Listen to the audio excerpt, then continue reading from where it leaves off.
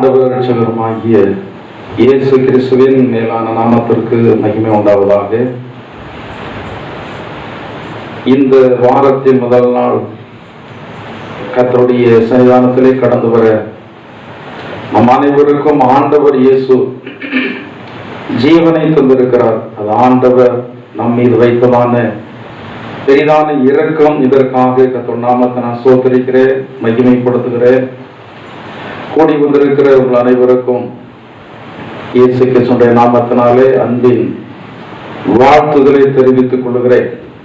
தேவனுடைய பிள்ளைகளுக்கு ஆராதனை என்பது மிக முக்கியமான ஒரு காரியம். எனவே வேதத்தில் சொல்லப்பட்டிருக்கிறது, உங்களில் சிலர் ஆராதனையை விட்டு விடுகிறது போல நீங்களும் ஆராதனையை விட்டு விடாதிருங்கள் என்று சொல்லப்பட்டிருக்கிறது. இந்த ஆராதனை வேலை என்பது ஆண்டவர் இயேசு சபையில இறங்கி கிரியை செய்கிறதான ஒரு மகத்தான ஒரு நேரம். என்னால் ஆண்டவர் இயேசு சொல்லியிருக்கிறார், என்னுடைய நாமத்தை நீங்கள் துதிக்கும் போது அந்த இடத்துல நான் வந்து உங்களை ஆசீர்வதிப்பேன். மற்ற எல்லா நாட்களையும் விட ஞாயிற்றுக்கிழமை ஆண்டுடைய நாமத்தை துதிப்பதற்கென்றே ஏற்படுத்தப்பட்ட நாளாக இருக்கிறபடினாலே மற்ற எல்லா நாட்களை விட இந்த ஆண்டவரை துதிக்கிறதான நேரத்தில் ஆண்டவர் அதிகமாக நம்மத்திலே கிரியை செய்கிறவராக இருக்கிறார். அநேக ஜனங்களுக்குள்ளாக இந்த நாளிலே கர்த்தர் கிரியை செய்தார். ஆராதனை வேளையிலே கர்த்தர் கிரியை செய்கிறார் என்பதை அடையாளத்தின் மூலமாக அவர் காட்டுகிறவராக இருக்கிறார். ஆண்டுடைய நாமத்தை நாம் துதித்து மகிமைப்படுத்தின போது சிலருக்கு இருக்கிற பொல்லாதாவி அவர்களை அறியாமலே அலக்களித்ததை நான் இங்கிருந்து பார்த்தேன். கர்த்தருடைய வல்லமை அவ்வளவு அதிகமாக இந்த நாளிலே செயல்பட்டு கொண்டிருக்கிறது. இந்த கர்த்தருடைய வல்லமை செயல்படுகிறதான இந்த ஆராதனையில நீங்கள் கடந்து வந்திருக்கிறபடினால் அந்த ஆசீர்வாதத்தை நீங்களும் பெற்றிருக்கிறீர்கள். இதற்காக நான் கர்த்தருடைய நாமத்தை நான் மகிமைப்படுத்துகிறேன். எனவே தேவனுடைய பிள்ளைகளாகிய நீங்கள் எதை தவற விட்டாலும் ஆராதனைய என்ன செய்யக்கூடாது சொல்லுங்க. ஒருவேளை உங்களுக்கு இந்த நாள் ஆராதனையில தான் ஆண்டு ஆசீர்வாதத்தை வைத்திருக்க என்றதான ஒரு காரியத்தை வச்சிருந்தா நீங்க அந்த ஆராதனையில் வரலாம். அவ்வளவு ஆராதனைக்கு வந்து அந்த ஆராதனையில் வரலாம்னா ஆண்டு கொண்டு வந்து ஆசீர்வாதத்தை கொண்டுட்டு பைபிள் சம்பவம் இருக்கு. நானா சொல்லலை, எடுத்ததெல்லாம் நானா சொல்லலை. 18 வருஷமாய் பெரும்பாலுள்ள சரி அத்தனை வருஷமும் அந்த சர்ச்சுக்கு போயிட்டு தான் இருந்தா. ஆனா ஆண்டவர் இயேசு ஒரு வாரத்துலதான் அவளை பார்த்து என்னத்தை கொடுத்தாரு. ஆனா அந்த வாரத்தில் அவள் வராம போயிருந்தா காலமெல்லாம் எப்படி இருந்திருப்பாள்? காலமெல்லாம் அந்த கூனியாகத்தான் வந்து இருந்திருப்பாள். எனவே ஆராதனை என்பது ரொம்ப முக்கியம். சபையில விசுவாசிகளாக இருக்கிறதான கர்த்தருடைய பிள்ளைகள் ஆராதனை நீங்கள் வந்து என்ன செய்யக்கூடாது, விட்டு விடக்கூடாது. எங்கேயாயிலும் நான் ஆராதிச்சா பரவாயில்ல அப்படின்லாம் நீங்கள் நினைக்க கூடாது. உங்களுக்கு ஆண்டவர் தெரிந்தெடுத்ததான திருச்சபை இதுதான். ஆண்டவர் மேல அன்பு, ஆண்டவருக்காக பக்தி வைராக்கியம் இருப்பது போல திருச்சபையின் பேரிலையும் அன்பு பக்தி வைராக்கியம் உங்களுக்கு இருக்க வேண்டும். அது கர்த்தருடைய ஆசீர்வாதங்களை உங்களுக்கு கொண்டு வரும். அநேக நாட்களுக்கு பிற்பாடு ஒரு சிலரை பார்க்கிறேன் நான் அன்னைக்கு. நீங்க அடிக்கடி வரட்டா ஒரு பிரச்சனை உங்களுக்கு என்னன்னா, உங்களுக்காக ஜெயமுனதற்கு நான் தவறிடுறேன். நான் பலிபீடத்தில் நிற்க நான் சொல்றேன். இப்போ இன்னைக்கு புதுசா 1-2 புதுசா நான் ஏற்கனவே வந்தவங்க தான். ஒரு சில வாரங்களாகவே உங்களை மறந்தே போயிட்டேன். திருச்சபையில் தான் சொல்றேன், உங்களை மறந்தே போயிட்டேன். எப்படி ஒருத்தங்க இருக்காங்க என்பதை எனக்கு என்ன செய்துட்டு மறந்து போயிட்டு. பாஸ்ட் நீங்க மறக்கலாம், நாங்க உங்களை மறக்கலையே. நீங்க அப்படி நினைக்கலாம். நாங்க பல இடத்துக்கு வந்து ஊழியத்துக்கு வந்து என்ன செய்யறோம், கடந்து போகிறோம், பலரை வந்து பார்க்கிறோம். சபையில நீங்கள் எல்லாரும் வந்து வருகிறத நான் அடிக்கடி பார்த்தால் எனக்கு என்ன வருது, நானும் மனுஷன் தானே, எனக்கும் ஞாபகம் மறதி அதிகமா இருக்கு. எனவே நீங்கள் அப்பப்போ என்ன செய்யுங்க, வாருங்கள். நீங்க ஒரு நினைக்கலாம், நீங்க ஜெபம் இருந்தது தப்பு தானே அப்படின்னு. ஆண்டவருக்கும் தெரியாது தப்பா ரைட்டாங்கிறது எனக்கு வந்து என்ன செய்யல தெரியல. ஆனா இயல்பா நான் வந்து என்ன செய்ய உங்களை மறந்துட்டேன். ஏனென்றால் அனுதினமும் சபையில் வருகிறதான விசுவாசிகளை சொல்லி ஆண்டவரிடத்துல காலையில ஜெபம் பண்ணுறது உண்டு, மாலையில உங்களெல்லாம் நினைச்சு ஆண்டவருடைய நாமத்தை துதிக்கிறது உண்டு. இந்த ஜெபத்தினாலும் துதியினாலும் கர்த்தர் உங்களை பாதுகாக்கிறார், உங்களை ஆசீர்வதிக்கிறார் என்பதை நான் அறிந்திருக்கிறேன். எனவே மனதார நான் இந்த காரியத்தை செய்து கொண்டிருக்கிறேன். இது வேண்டும் என்று சொல்லி விரும்புகிறவங்க நீங்க அதற்கு ஏற்றாற்போல் நடந்து கொண்டால் உங்களுக்கு மிகப்பெரிய ஆசீர்வாதம். யார் மேலும் வெறுப்பு பகை அப்படிலாம் கிடையாது. ஆனா ஞாபக மறதி இருக்கிறபடினால இப்படிப்பட்டதான காரியம் நடந்து விட்டது. வரப்போகிற நாட்களிலே கர்த்தர் அப்படிப்பட்ட நிலைமை வராதவாறு எல்லாருக்காக ஜெபிக்க கர்த்தர் உதவி செய்வாராக. சபைக்காக ஜெபிக்கிறீர்கள், ஊழியர்களுக்காக ஜெபிக்கிறீர்கள். ஊழியம் செய்கிற எனக்காகவும் ஒரு மாதிரி அப்படி அமைதியாக இருக்கிறீங்க. ஊழியக்காரராகி எனக்காகவும் நீங்க தானே பார்த்து எங்களுக்கு ஜெபம் பண்ணணும். விசுவாசிகள் ஊழியக்காரர்கள் ஜெபம் பண்ணக்கூடாதா? மிகப்பெரிய ஊழியக்காரராகி அப்போஸ்தலனாகிய பவுல் சொல்கிறார், சகோதரரே எங்களுக்காக என்ன செய்து கொள்ளுங்க. சில வேளைகள்ல நீங்க படுகிறதான ஜெபம் எங்களை பல்வேறு விதமான இக்கட்டுகள்ல இருந்து என்ன செய்யும்? பாதுகாக்கும். எனவே நீங்களும் ஊழியம் செய்கிறதான எனக்காக ஜெபம் பண்ண வேண்டும். கடந்த வாரத்துல பெங்களூர் பகுதியில் ஊழியத்தை நிறைவேற்ற கர்த்தர் உதவி செய்தார். இதற்காக நீங்கள் ஜெபித்தீர்கள். அந்த இடத்துல கர்த்தருடைய வார்த்தையை கொடுக்கும்படியாகவும் கர்த்தர் வாய்ப்பை தந்தார். பெங்களூர் சபை இது ஒரு பெரிதான சபை. அவர்களுக்கு 100 கிளை சபைகள் உண்டு. பெங்களூர் பட்டணத்தில் ஊழியம் செய்கிற ஊழியக்காரருக்கு 100 கிளை சபைகள் உண்டு. அந்த கிளை சபையில் உள்ளதான எல்லா ஊழியர்கள் விசுவாசிகள் எல்லாம் வந்திருந்தார்கள். அவர்கள் இருக்கிறதான இடம் போதாது என்பதற்காக திரும்ப ஒரு புதிய இடத்தை வாங்கி அந்த இடத்துல புதியதாக ஆலயத்தை கட்டியிருக்கிறார். அதனுடைய பிரதிஷ்டை ஆராதனை ஆகஸ்ட் 15ஆம் தேதி நடைபெற்றது.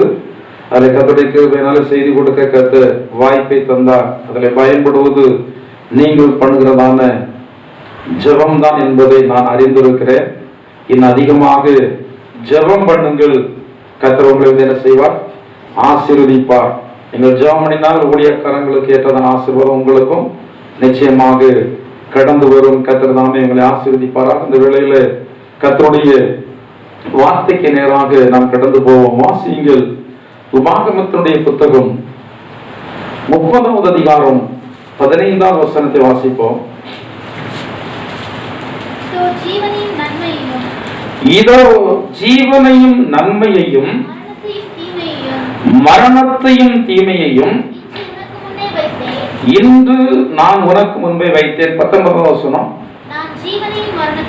நான் ஜீவனையும் மரணத்தையும் ஆசீர்வாதத்தையும் சாபத்தையும் உனக்கு முன் வைத்தேன் என்று உங்கள் மேல் வானத்தையும் பூமியையும் இன்று சாட்சி வைக்கிறேன். கர்த்தருடைய நாமத்திற்கு மகிமை உண்டாவதாக.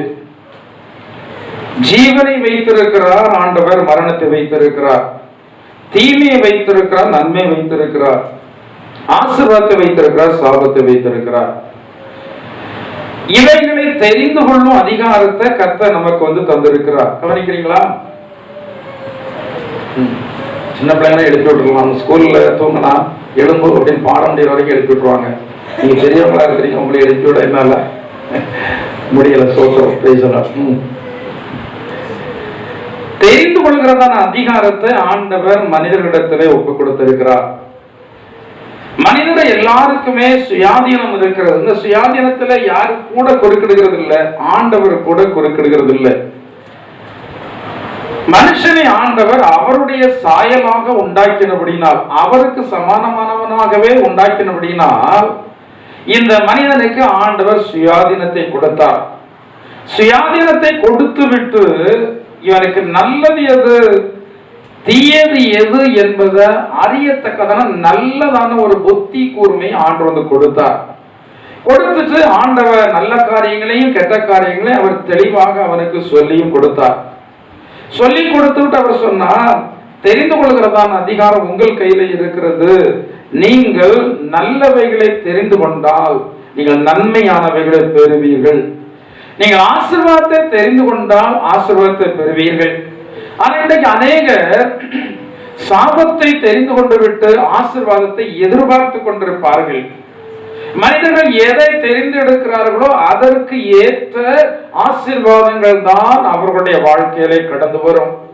நம்மை ஆண்டவர் தெரிந்தெடுத்து விட்டார். நம்மை தெரிந்தெடுத்தபடினால்தான் நமக்கு பிரமாணங்களை தந்திருக்கிறார். இன்னைக்கு பூமியில எத்தனையோ ஜனங்கள் இருக்கிறார்கள், அவர்களுக்கெல்லாம் பிரமாணமே கிடையாது. அவர்கள் எப்படினாலும் ஜீவிக்கலாம், எப்படி ஜீவித்தாலும் அநேகர் நன்றாக இருக்கிறார்கள். மனிதன் பணத்தோடு பொருளோடு இருக்கிறபடினால அவனுக்கு தேவனை தேடுவதற்கான அவசியம் இல்லை என்று சொல்கிறதான ஒரு முடிவுக்கு வந்து விடுகிறான். வேதத்துல சொல்லப்படுகிற நான் உங்களுக்கு அடிக்கடி சொல்லுகிறதான காரியம்தான், இந்த பூமிக்குரியதான ஆசீர்வாதத்தை ஆண்டவரும் கொடுக்கிறார், சாத்தான் கொடுக்கிறான்.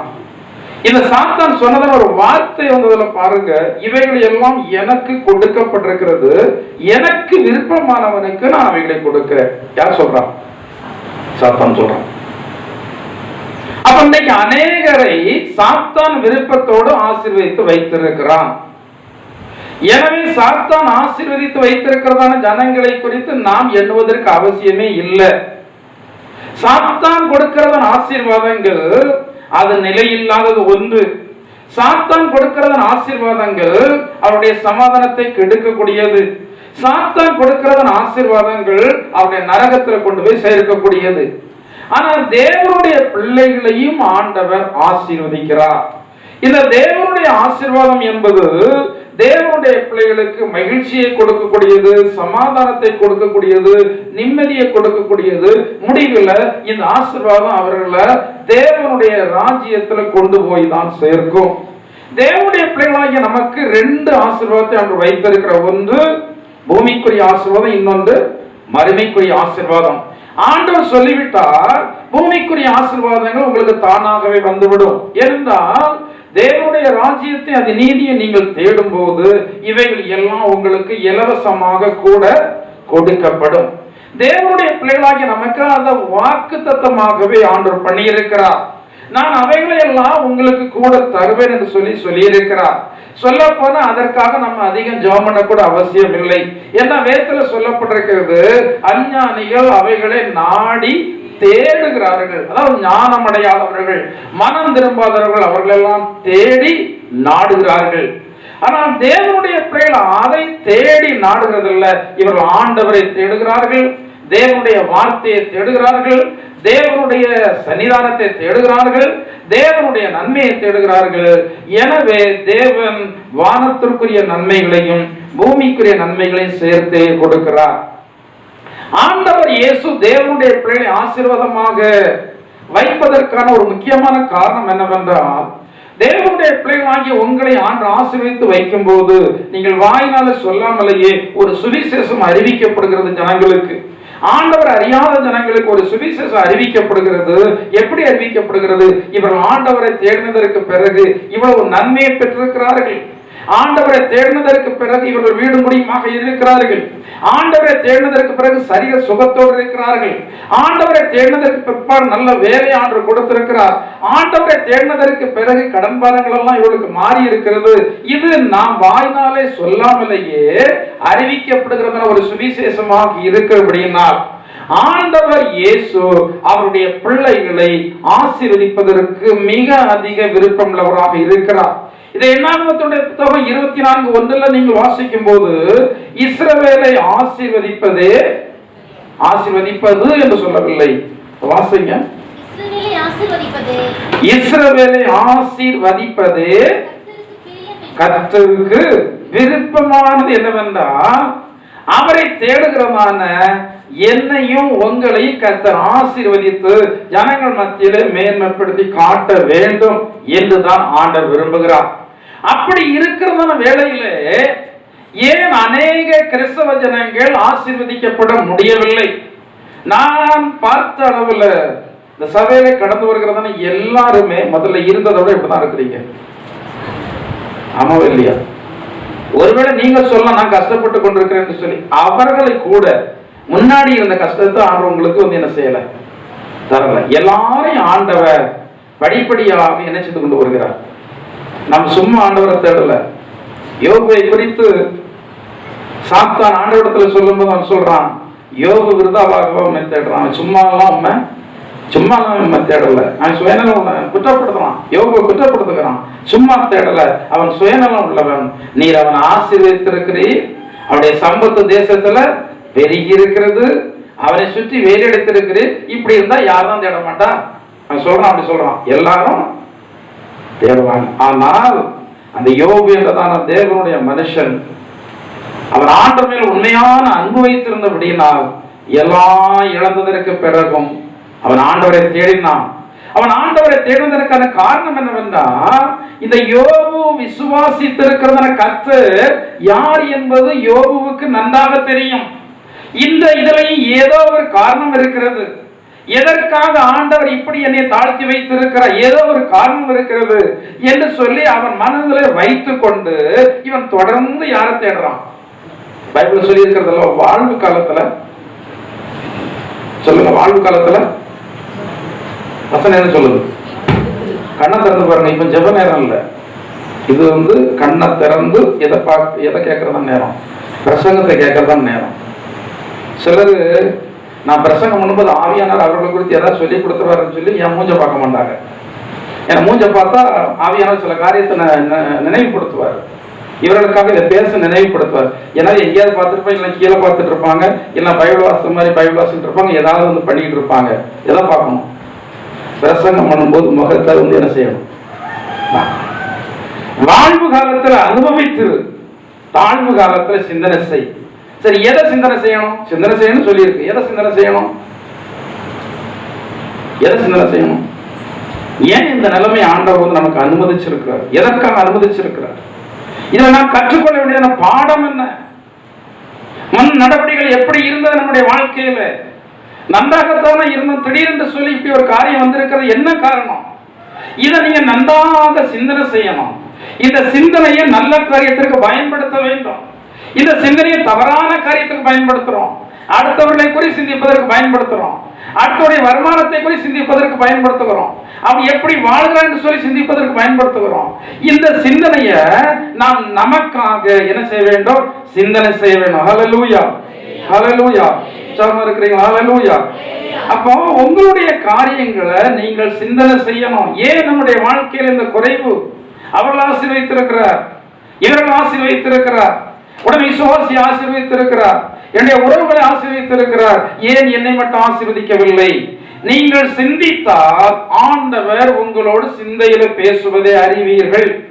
நான் அநேக வேளைகளில் தாழ்வு நேரத்தில் நான் சிந்தித்து பார்க்கும்போது எனக்கு எட்டான காரியம் என்னவென்றால், அந்த நேரத்தில் என்னை ஆண்டு ஆசீர்வதித்திருந்தால் இந்த ஊழியத்தை நான் சரியானபடி செய்ய முடியாமல் போயிருக்கும். அந்த வேளையில ஒருவேளை நான் ஆசீர்வதிக்கப்பட்டிருந்தால் உங்களை மதிக்காமலே போயிருப்பேன். விசுவாசிகளாகிய உங்களை நான் இன்சல்ட் பண்ணுகிறவனா இருந்திருப்பேன். உறவுல நான் மதிக்காமல் இருந்திருப்பேன். எனக்கு நீங்கள் யாரும் இல்லைன்னு சொல்லியிருப்பேன். எனவே ஆண்டவர் சில நேரங்களில் நம்மை தாழ்வுபடுத்தி வைத்திருக்கிறார் என்று சொல்லுகிறதான ஒரு முடிவு எனக்கு தெரிந்தபடினால் நான் ஆண்டவரை குறித்து சங்கடப்படவில்லை. நான் மனப்பூர்வமாக அதை ஏற்றுக்கொண்டு ஆண்டுடைய நாமத்தை நான் என்ன செய்கிறேன்? மகிமைப்படுது. ஹல்லேலூயா. எந்த கண்மலையானவரே, என்னை காக்கும் தெய்வம் நீரே. எந்த கண்மலையானவரே, என்னை காக்கும் தெய்வம் நீரே. வல்லமை மாட்சிமை நிறைந்தவரே, மகிமைக்கும் பாத்திரரே. வல்லமை மாட்சிமை நிறைந்தவரே, மகிமைக்கும் பாத்திரரே. ஆராதனை உமக்கே, ஆராதனை உமக்கே, ஆராதனை உமக்கே, ஆராதனை உமக்கே, ஆராதனை உமக்கே, ஆராதனை உமக்கே, ஆராதனை உமக்கே, ஆராதனை உமக்கே. சிறகுகளே என்னை வரும் அவன் ஜனமாயின செய்தே. சிறகுகளே என்னை வரும் ஜனமாயின செய்தே.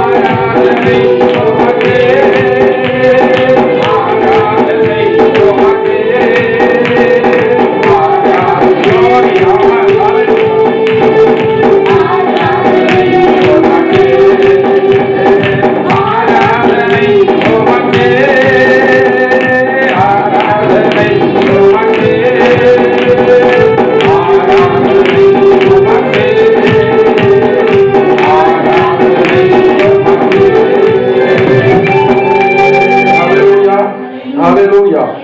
தாழ்வு காலத்தில் என்ன செய்யணுமா? நல்ல சிந்தனை. என் ஆண்டவர் உங்க மேல விரோதம் உள்ளவர் அல்ல, ஆண்டவர் உங்களை பகைக்கிறவர் அல்ல, உங்கள் மேல மிகுந்த ஆண்டோடைய அன்பு என்னது என்பது நீங்க அறிந்திருக்கிறீங்களா? ஆண்டோடைய அன்பு என்னதுன்னு தெரியுமா உங்களுக்கு? தெரியுமா தெரியாதா? நிறைய கிறிஸ்தவர்களுக்கு தேவனுடைய அன்பு என்றால் என்ன என்பதை என்ன செய்யல, வாயில சொல்றோம் தேவன் அன்புள்ள தேவன் என்று சொல்லி. ஆனா இந்த தேவனுடைய அன்பினுடைய செயல்பாடுகள் எல்லாம் நம்முடைய வாழ்க்கையில எவ்விதமாக செயல்பட்டது இருந்தது என்பதை நம்மால் அறிந்து கொள்ள முடியவில்லை.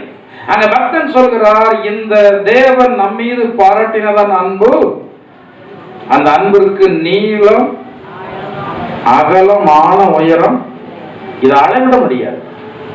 நம்முடைய பெற்றோருடைய அன்பு அளவிட்டுலாம், நம்முடைய பிள்ளைகளுடைய அன்பு அளவிட்டுலாம், ஆனா ஆண்டவருடைய அன்பை நம்ம அளவிட முடியாது.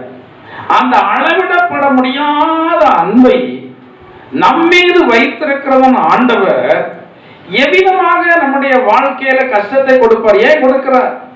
ஏன் நஷ்டத்தை கொடுக்கிறார்? ஏன் இப்படிப்பட்டதான வழிகளிலே ஆண்டவர் நம்மை நடத்தி கொண்டு வருகிறார்? அநேகருக்கு பொருளாதார கஷ்டம், அதுல இருந்து மீளவே முடியவில்லை. அநேகருக்கு கடன்பார், அதுல இருந்து மீளவே முடியவில்லை. அநேகருக்கு சில நிந்தைகள், அதுல இருந்து மீளவே முடியவில்லை. நாம் ஆண்டவரத்துல என்னைக்காவது கேட்டிருக்கிறோம், ஆண்டவரே நீங்கள் என்ன ரொம்ப நேசிக்கிறீங்க, என் மீது மிகுந்த அன்புள்ளதான தெய்வம் ஆண்டவரே, நான் உண்மை என்ன செய்யறேன், ஸ்தோத்தரிக்கிறேன். ஒரு சகோதரன் ஒரு சாட்சியை சொன்னார். பெங்களூர் பட்டணத்துல போயிருக்கும்போது ஒரு நபர் இடத்துல பேசிக்கணும் அவர் சொன்னார். அவங்க பையன் ஒரு கடை வைத்திருக்கிறான், படிச்ச பையன். அப்ப எதிர இருக்கிறதான கடைகள் எல்லாம் நன்றாக ஓடுகிறது. இந்த இவன் கடைக்கு வியாபாரமே என்ன செய்யல, ஆகல. அப்போ திடீர்னு சொல்லி ஒரு நாள் பார்த்தா அந்த பையன் காலில் போன் போட்டு சொல்லணும், அப்பா இன்றைக்கு ஆட்கள் வர ஆரம்பிச்சிருக்கிறாங்க, மற்ற கடையை விட என் கடையில இப்போ ஆட்கள் என்ன செய்யறாங்க, வர்றாங்க. முதல்ல சொன்னான், கொஞ்ச நேரம் சொன்னான், நிறைய ஆட்கள் வந்துட்டே இருக்காங்க அப்படின்னு சொன்னான். சாயங்காலம் ஆகும்போது இப்பா இந்த பொருட்களை எல்லாம் விற்று என்ன செய்து தீர்ந்துட்டு அப்படின்னு சொல்லி சொன்னான். அப்ப அவர் சொல்றாரு, அந்த தகப்பன் சொல்றாரு, இன்றைக்கு நான் ஆண்டவரே என்னுடைய மகனுடைய கடையை நீங்கள் ஆசீர்வதித்தீரே, உனக்கு சோத்திரம் என்று சொல்லி ஒரு 6000 சோத்திரம் போட்டிருக்கிறேன். சொல்ற, என்னுடைய மகனுடைய கடையை நீர் ஆசீர்வதித்தீரே, உனக்கு சோத்திரம், ஆசீர்வதித்தீரே உனக்கு சோத்திரம். வியாபாரம் விற்காமல் இருக்கும் போது நம்பிக்கையோடு விசுவாசத்தோடு அந்த விசுவாசத்தை அறிக்கை செய்திருக்கிறேன் மகனே, எனவே தான் உனக்கு இந்த வியாபாரம் என்ன செய்திருக்கிறது, வித்திருக்கிறது அவன் சொன்னானா. அப்ப ரொம்ப நன்றி உங்களுக்கு. அவ்வளவுதான் பையன், அப்ப உங்களுக்கு ரொம்ப நன்றி. இந்த சாட்சி இன்னைக்கு நான் உங்களுக்கு சொல்றேன், அந்த பையனுடைய இருதயத்துல வாழ்நாள் எல்லாம் மறக்காது. வியாபாரமே ஆகாமல் இருந்தது கடை.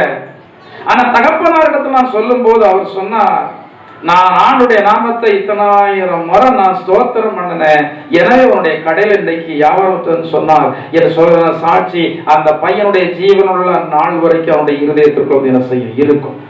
நம்முடைய வாழ்க்கையிலே நடைபெறுகிறதான காரியங்கள் எதற்காக ஆண்டவர் அனுமதிக்கிறார்? இவ்வளவு அன்புள்ள தேவனாக இருந்தோம், ஏன் கஷ்டங்களை நம்முடைய வாழ்க்கையில் அனுமதிக்கிறார்? இவ்வளவு மனதிற்குள்ளதான தேவனாக இருந்தோம், நான் கண்ணீர் விட ஏந்து வைக்கிறார். அநேக வேளைகளில் நம்ம கண்ணீருடைய பள்ளத்தாக்கள் தான் ஆண்டவர் நடத்துகிறார். இந்த கண்ணீருடைய பள்ளத்தாக்க நாம் என்ன செய்ய கடக்கணும். இந்த கண்ணீரை வேற யாரும் மேலையாயும் என்ன செய்யக்கூடாது வச்சா, இதன் மூலமாக வருகிறதன் ஆசீர்வாதம் யாருக்கு வராது, நமக்கு வராது. சில ஆசீர்வாதங்களுக்காக கஷ்டத்தின் வழியில் ஆண்டவர் நம்மை நடத்துகிறார், சில ஆசீர்வாதத்திற்காக சில நிந்தனையின் வழியில நடத்துகிறார். இந்த அந்நாளுக்கு மட்டும் வேதத்தில் சொல்லப்பட்டிருக்கிற அந்நாளுக்கு அவருடைய சக்களத்தை அந்த வெறிநாள் அவன் நிந்தை அவமானத்தை அதிகமாக கொடுக்காமல் இருந்திருந்தால் இவர் ஆண்டுடைய சன்னிதானத்துல போய் தன்னுடைய இருதயத்தை ஊற்றி இருக்கவே முடியாது. அவள் பேசின பேச்சு, அவள் படுத்தின பாடுகள் தான் இவளை முழுமனதோடு ஆண்டவரை தேட வைத்தது, இவளை ஆலயத்திற்கு ஓடோடி போக செய்தது. அந்த இடத்துல போய் இவ அங்கங்கெல்லாம் பார்த்து கொண்டு இருக்காம அவள் முழு மனதோடு யாரை தேடுறா? அவள் தேடின மாதிரி நீங்க தேடினா உங்களுக்கு என்ன கிடைக்கும்? நாம ஆண்டவரை தேடிட்டே இருக்கிறோம். ஏதாவது ஒரு சத்தம் கேட்டுச்சுன்னா உடனே என்ன செய்யறோம்? நீ யாரும் துப்பாக்கியை கொண்டு வந்தாலும் உங்களை வந்து யாரும் சுட போறது இல்லை. அது நடக்கவே நடக்காது. உங்களை கொலை பண்ணுவதற்கு யாரும் வரப்போறது இல்லை. ஏன் பயப்படணும்? ஏன் திரும்பி பார்க்கணும்? ஜெபம்ன்ற நேரத்துல நீங்க அந்த நேரத்தில் ஆண்டவருக்கு உங்களுக்கு உரியதான உறவை ஏன் துண்டிக்க வேண்டும்? ஏன் துண்டிக்க வேண்டும்? அந்த அண்ணா எங்கேயுமே எந்த சந்தடி கேட்டாலும் அவன் பார்க்கவே இல்லை. அவள் தேவனுடைய சன்னிதானத்தில் தன்னுடைய இருதயத்தை வந்து என்ன செய்தாள்? ஊற்றினாள். ஊற்றின போது அவளுடைய ஜெபம் கேட்கப்பட்டது. அவள் ஊற்றினதற்கான காரணம் என்னவென்றால் அவளுடைய சக்கரத்தை படுத்தினதான பாடுகள் தான். அவ்வளவு பாடுகள் வராவிட்டால் இவள் தேவனுடைய சன்னிதானத்திலே உண்மையான மனதோடு நெருங்கி சேர்ந்திருக்க முடியாது. நம்முடைய வாழ்க்கையில் அநேக நேரங்களிலே சில நிந்திக்கிறாங்க, சில கஷ்டங்களை கொடுக்கிறாங்க. நம்ம ஆண்டுடைய சன்னிதானத்தில் போய் நம்மளால அழத்தான் முடிகிறது. அப்படி அழுவதற்கு நாம பழகி கொண்டோமானால் யார் நமக்கு விரோதமாக எழும்புகிறார்களோ அவர்களுக்கு முன்பதாக நம்முடைய தலையை ஆண்டவர் தூக்கி நடக்க செய்வார். நாம் வீணாக அவர்களோடு போராடுவதற்கு அவசியம் இல்லை. நாம் அவர்களோடு சண்டையிடுவதற்கு அவசியம் இல்லை. நாம் அவர்களை குறித்து நினைப்பதற்கு அவசியம் இல்லை. ஏன் என்னுடைய வாழ்க்கையில இந்த காரியங்களை ஆண்டவர் அனுமதித்திருக்கிறார்? இதுல இருந்து நான் என்ன பாடத்தை கற்றுக்கொள்ள வேண்டும்? இதை நாம் நன்றாக சிந்தித்து நாம் அதனுடைய காரியங்களை அறிந்து கொள்வோமானால் ஆன்மீக ஜீவியத்தில் நாம் கொஞ்சம் கொஞ்சமாக வளர்ந்து கொண்டே இருப்போம். காலத்தை பார்த்தால் நீங்கள் யாரா இருக்கணும்? போதகர்னா நீங்க அடுத்தவங்க விசாரிக்கணும். சமயத்தில் ஒருத்தன் கேட்காங்க, பாஸ்டர் என்ன நீங்க கண்டுக்கிடவே இல்லையே கேட்காங்க. சரி, நம்ம சாதாரணமாக தான் கேட்கறாங்க, அவங்க குற்றப்படுத்தி சொல்லல, கேட்கறாங்க. அப்படி என்னை கண்டுக்கிடவே இல்லையே பாஸ்டர். நீங்க வருகிற எல்லாத்தையும் விசாரிக்கிறதான பொறுப்புல இருக்கணும். ஏன்னா நீங்க ஆதி விசுவாசிகள். நீங்க வந்து எல்லாரையும் விசாரிக்க வேண்டும் என்று சொல்லி நினைக்கணும். உங்களோட அடிமனதில் இருக்கணும். எல்லாரையும் நான் விசாரிப்பேன், என்னை ஆண்டவர் மட்டும் விசாரித்தது போதும். நான் அந்த நம்பிக்கையில இருக்கிறபடினாலதான் என்னை ஆண்டவர் எந்தெந்த நேரத்தில் எப்படிலாம் விசாரித்து நடத்தணும், அழகாக நேர்த்தியாக அவர் நடத்தி கொண்டிருக்கிறார். பயிற்சியின் காலத்தில் சில கஷ்டத்தினுடைய பாதையில் நான் கடந்து வந்தேன். சில குறைவு மத்தியில் இருந்தேன். சில வேளைகளில் வேதனைப்பட்ட, சில வேளைகளில் கண்ணீர் விட்டேன். ஆனா அவைகள் எல்லாமே எங்கே இருந்தது? அந்தரங்கத்தில் இருந்தது. வேதத்தில் சொல்லி இருக்கிறது அல்லவா, அந்தரங்கத்தில் பார்க்கிறதான பிதா உனக்கு வெளியரங்கமாய் பலன் அளிப்பார். நீங்கள் அந்தரங்கத்தில் ஜெபியுங்கள். அந்த ரங்கத்துல ஆண்டவரத்துல உங்களை ஒப்பு கொடுத்து கொண்டிருங்கள். ஆண்டவரே, நான் சும்மா இருக்கிற என்னுடைய காரியங்களை எல்லாம் நீங்களே பார்த்து கொள்ளுங்க. பக்தன் சொல்றார் அல்லவா, நான் அவரிடத்தில் ஒப்பு கொடுத்ததை அந்நாள் வரைக்கும் என்னத்தை ஒப்பு கொடுத்திருக்கிறீங்க? உங்க வாழ்க்கையை ஒப்பு கொடுத்திருக்கிறீங்களா? கர்த்தர் பார்த்துக் கொள்வார். உங்க பிள்ளைகளை ஒப்பு கொடுத்திருக்கிறீங்களா? கர்த்தர் பார்த்துக் கொள்வார். உங்க குடும்பத்தை ஒப்பு கொடுத்திருக்கிறீங்களா? கர்த்தர் பார்த்துக் கொள்வார். அண்டை விட்ட சண்டை போடுறாங்களா? ஆண்டவரிடத்தில் நீங்க ஒப்பு கொடுத்துட்டு கர்த்தர் பார்த்து எல்லாமே யார் பார்த்துக் கொள்வார்? கர்த்தர் பார்த்துக் கொள்வார். ஏன்னா நம்முடைய ஆண்டவராகிய தேவன் அவர் நீதியுள்ள தேவனாக இருக்கிறார். அதை விட நம் பேர்ல மிகுந்த அன்பு ஆண்டவர் வைத்திருக்கிறார். அந்த அன்பி நிமித்தமாக சில வேலைகளை நாம் கெட்டு போய்விடக் கூடாது என்று சொல்லி நமக்கு சில சிக்ஷையும் என்ன செய்கிறார்? கொடுக்கிறார். இதை நீங்கள் ஏற்றுக்கொள்ள வேண்டும். கர்த்தரிடத்தில் மனமகிழ்ச்சியா இரு, அப்பொழுது அவர் இருதயத்தில் வேண்டுதல்ல, இருதயத்துல எல்லாத்தையும் நல்லா வச்சிருக்காரு. இந்த ஆண்டவர் ஏன் என்ன இப்படி வச்சிருக்காரு? கர்த்தர் மேல உங்களுக்கு என்ன இல்லை? மனமகிழ்ச்சி இல்லை. நீங்க இப்படி நினைக்கிறதே தவறு. ஏதோ ஒரு காரணத்தினால் நாம் வந்து இப்படி இருக்கிறோம். அந்த காரணம் நமக்கு தெரியவில்லை. அந்த காரணம் உடனே நமக்கு தெரியப்படுத்தப்படாது. நாம் தேவனிடத்தில் நம்ம ஒப்பு கொடுத்தோம், ஆண்டவரே நீங்க நியாயமா தான் என்னை நடத்தி கொண்டு வருகிறீங்க, ஆனா சில கஷ்டங்கள் என்னுடைய வாழ்க்கையில இருக்கிறது, ஏன் அனுமதித்திருக்கிற எனக்கு தெரியவில்லை ஆண்டவரே. இவைகளெல்லாம் கடந்து போவதற்கான தேவ கிருபை எனக்கு. பாடுகளை மட்டும் விட்டுட்டு ஓடிடவே ஓடாதாங்க. சில பாடுகள் தான் உங்களுக்கு ஆசீர்வாதத்தை கொண்டு வரும். சில நிந்தைகள், அவமானங்கள் தான் உங்களுக்கு ஆசீர்வாதத்தை கொண்டு வரும். சிலர் போடுகிற சண்டை தான் உங்களுக்கு அடுத்த மாசத்துல ஆசீர்வாதத்தை கொண்டு வரும். நீங்க அதற்கு எதிரிட்டு நீங்களும் அதற்கு ஈடு கட்டு வெட்டீர்கள்டா, அதனால் வருகிற ஆசீர்வாதத்தை நீங்க என்ன செய்வீங்க? பெரிநாள் அவளை வந்து துன்பப்படுத்தினா, ஆனா அந்நாள் பெரிநாளை துன்பப்படுத்தல. இந்த பெரிநாளுக்கு குழந்தை இருந்தாலும் அந்த எல்கானா சொல்லுகிறான், நான் உனக்கு இருக்கிறேனே. அப்போ இந்த எல்கானா யாருடைய பட்சத்துல தான் இருந்தான்? அண்ணாளுடைய பட்சத்துல தான் இருக்கிறான். பெரினாளை விட அண்ணாள அதிகமா தான் நேசித்தான். இப்படி நேசம் இருந்ததை அவள் தவறாக பயன்படுத்தி கொண்டு இருப்பாள் என்றால் தன்னுடைய கணவனையும் சேர்த்து கொண்டு இந்த பெரினால உண்டு இல்லைன்னு என்ன செய்யிருப்பா, உண்டு இல்லைன்னு ஆக்கியிருப்பா. ஆனா அவள் அந்த முடிவுக்கு வரவே இல்லை. இவளுக்கு தெரியும் நம்முடைய கற்பத்தை கர்த்தர் அடைத்து வைத்திருக்கிறார். எப்போ நாம் மனிதரால் அதிகமாக அன்பு கூறப்படுகிறோமோ அப்போ தேவன் தங்கள் ஆசீர்வாதங்கள் தடைபடும். இந்த பெரினாளை விட அன்னால அதிகமாக அவளுடைய கணவன் எல்கானா நேசித்தபடினாலதான் அன்னாளுடைய கற்பத்தை ஆண்டவர் அடைத்து வைத்திருந்தார். இப்போது இவள் ஆண்டவரிடத்துல போய் ஜெபிக்கிற போது அந்த மலடியை ஆண்டவர் சந்தோஷமான பிள்ளை தாட்சியாக என்ன செய்தார், மாற்றினார். கொடுத்ததே கொடுத்தார். உருப்படியான பிள்ளைய வந்து என்ன செய்தார். இது யார் கொடுத்தது? ஆண்டவர் கொடுக்கிறது எப்போதுமே அப்படிதான். சாமுவேல் தான பேர் இந்த உலகம் இருக்கிற வரைக்கும் பேசப்படும். பெரினாளுடைய பையனுடைய பேர் யாருக்காவது தெரியுமா? பெரினாளுடைய குழந்தையுடைய பேர் யாருக்காவது தெரியுமா? தெரியாது. அவள் இருந்த நாட்கள் உள்ளவர்களுக்கு மட்டும்தான் தெரியும். ஆனால் இந்த அன்னாள் பெற்றெடுத்ததான இந்த சாமுவேல் என்றதான பிள்ளையினுடைய பேரு அந்த நாட்களிலேயும் பைபிள்ல சொல்லப்பட்டிருக்கிறது அல்லவா, தான் முதல் பெயர் சபா மட்டும் சாமுவேல் தீர்க்கதரிசி என்றதான பேர் விளங்கினது.